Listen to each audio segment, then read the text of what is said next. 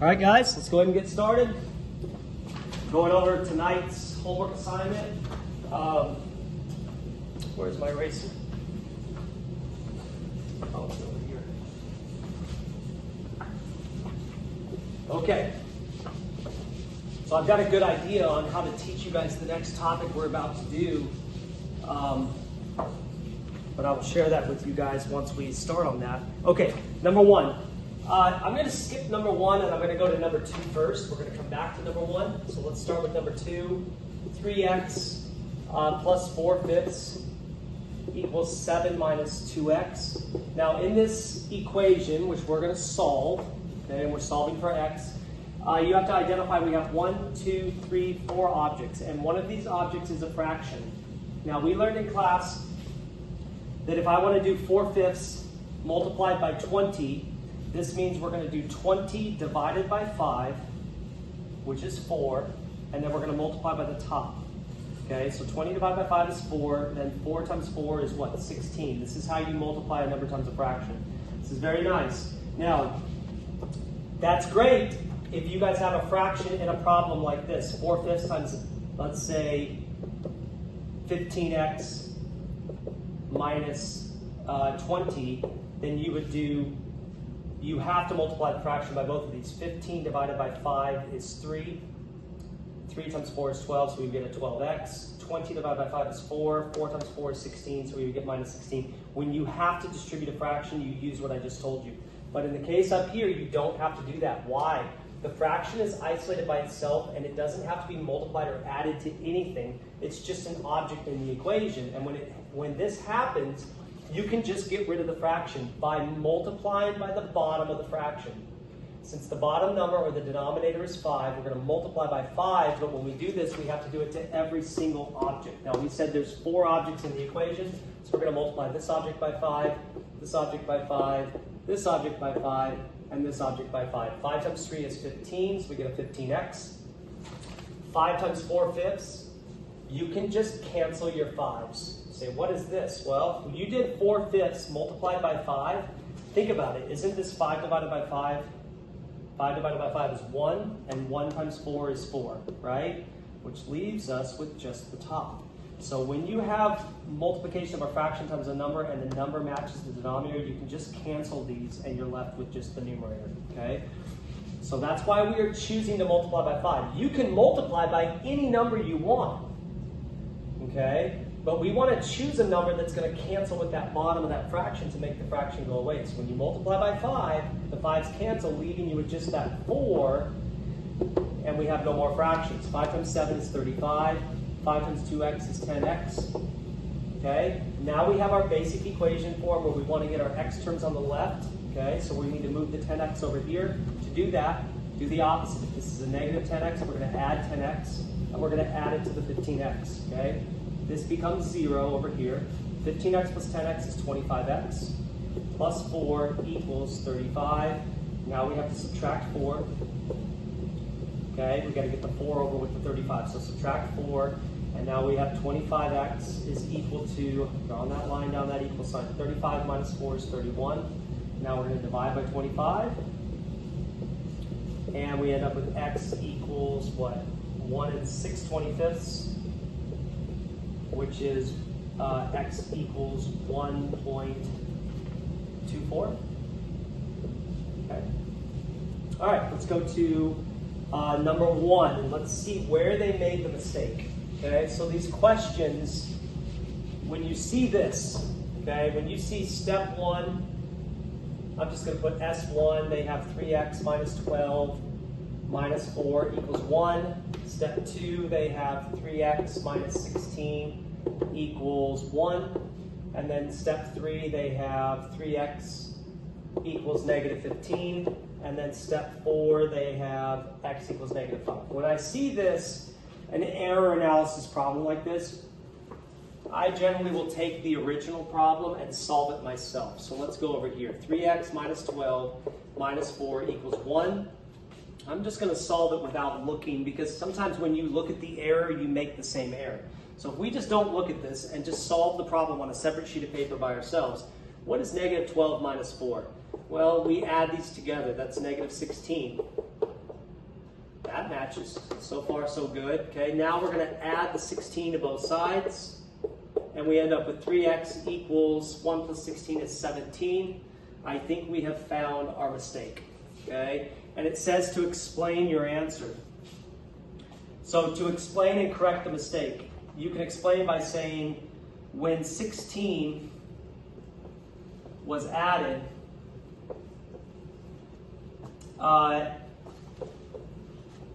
whoever solved the problem, whoever solved the original problem,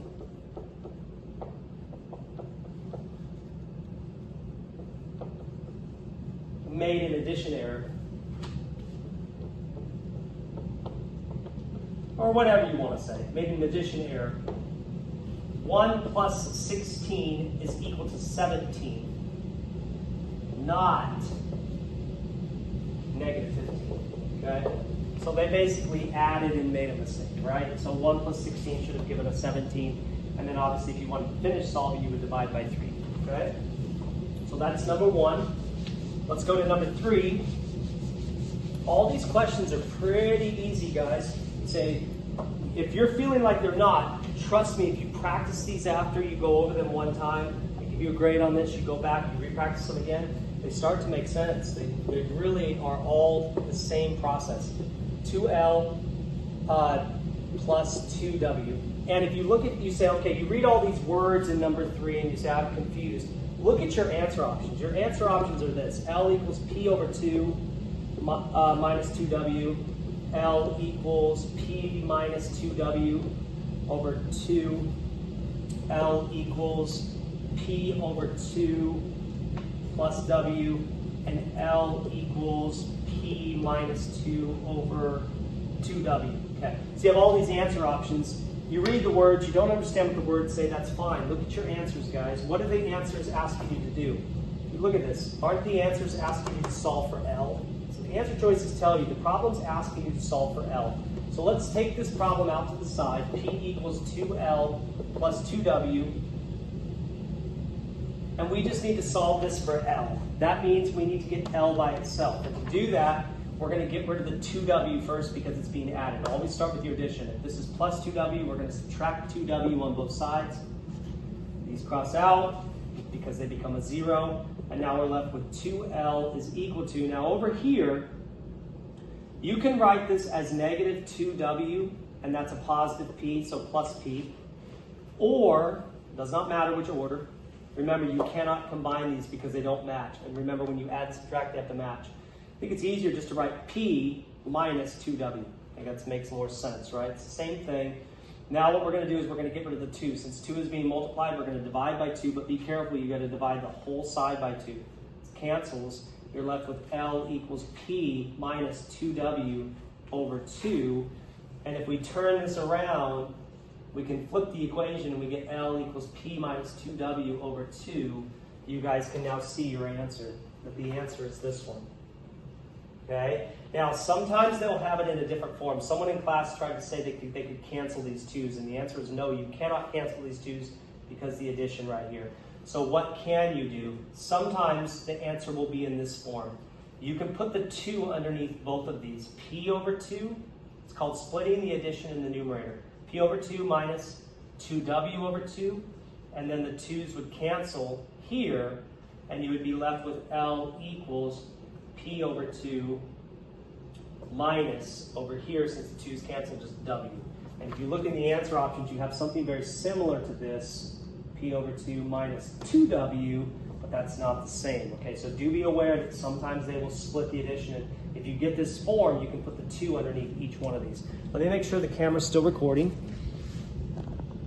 I just don't want to be talking and the video not recording. I have to check my camera. My memory on my phone is so full that at any given moment it could cut the video and I need to go back and redo it, so I have to check often. Okay, let's look at this number 4. Number 4 is asking you to solve. You read all these words, you don't know what it's asking, but if you look down at the answer, it says this.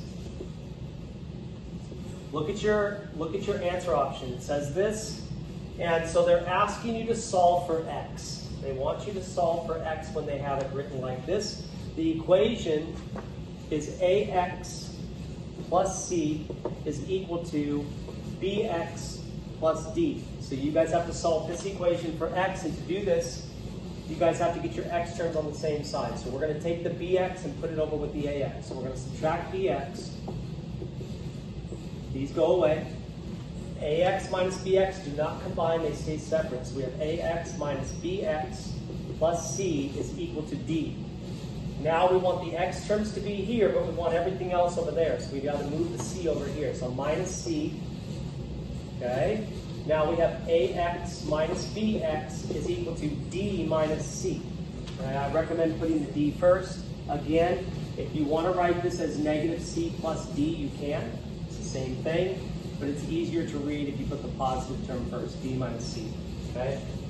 Now, when you have X in two terms like this, you have 1, 2, 3, 4 objects. 2 of the objects have an X. You guys are going to have to just memorize this. You're going to have to take that X out. How do you take the X out? You're going to take the X out of the AX term. That's going to leave you with just A.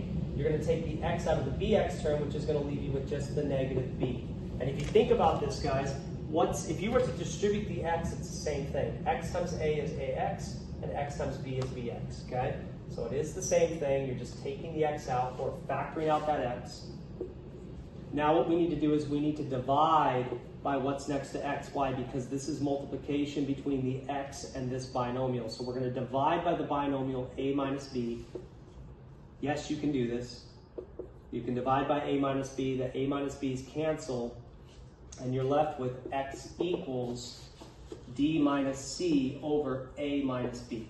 So your answer here is D minus C and A minus B, okay? So just encourage you guys to re-practice these steps multiple times. This is a famous question. You guys are very likely to see a question just like this.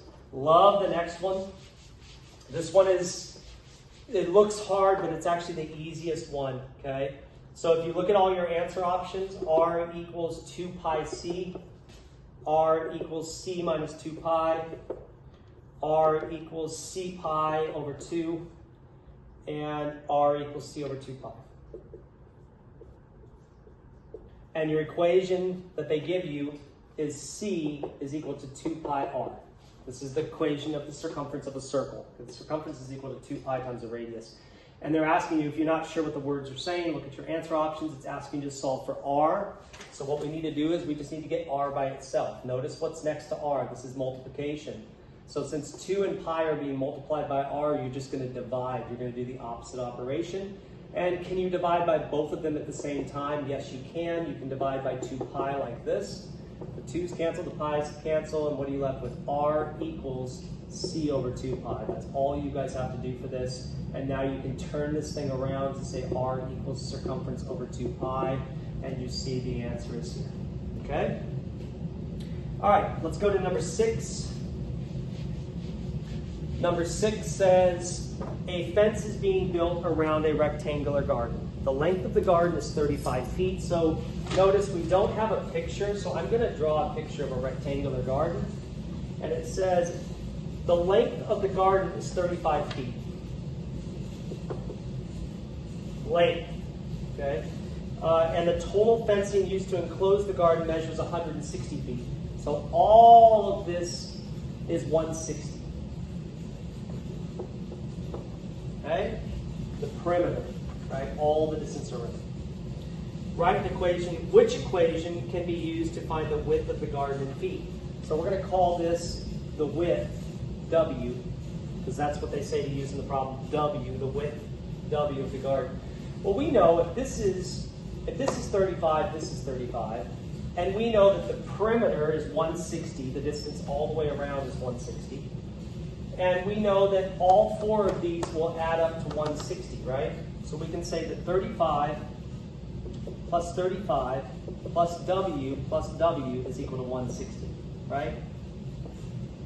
And it says which equation can be used. I would imagine that they would give you some answer options here. 35 plus 35 is 70.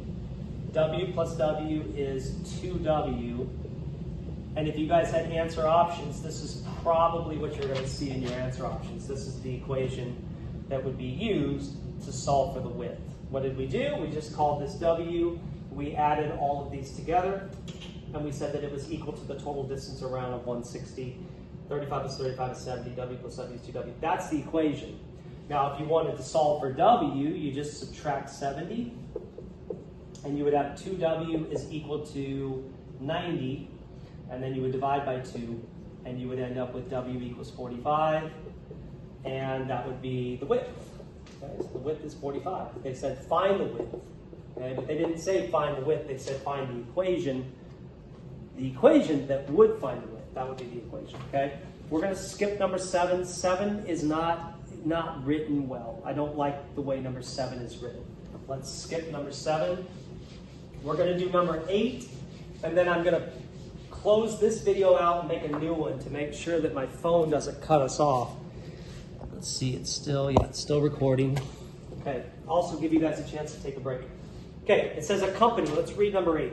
These problems with words. I'm going to teach you guys, when you guys have a word problem, it's very important that you guys think numerically. What do I mean? Plug numbers into the word problem to make sense of what all the words are saying. Because when I read all these words, it doesn't make sense. But what does make sense is what the numbers are doing. I'll explain in a minute. A company sells mugs for a price of $10 each. The company sells 1,000 mugs. After doing research, the company realizes that for every $2 price increase per mug, it will sell 5 fewer mugs per month. The expression 1,000 minus 5x times 10 plus 2x represents the situation. And then it asks you which situation is true below.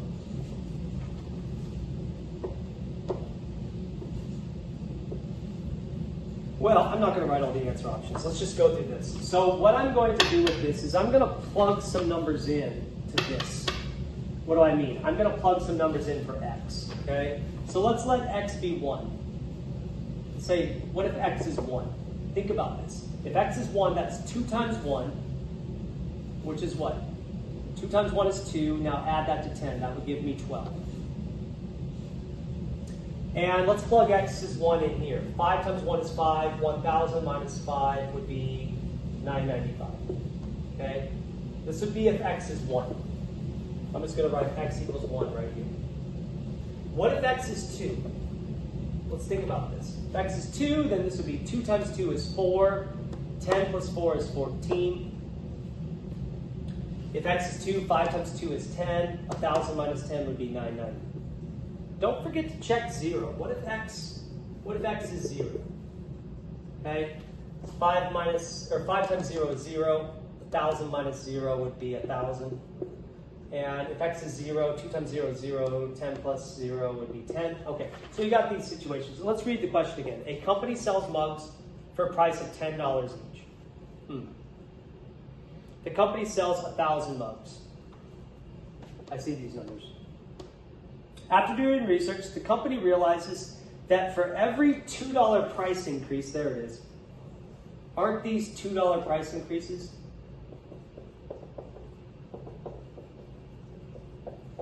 These are $2 price increases. It will sell 5 fewer mugs per month. Isn't this the number of mugs?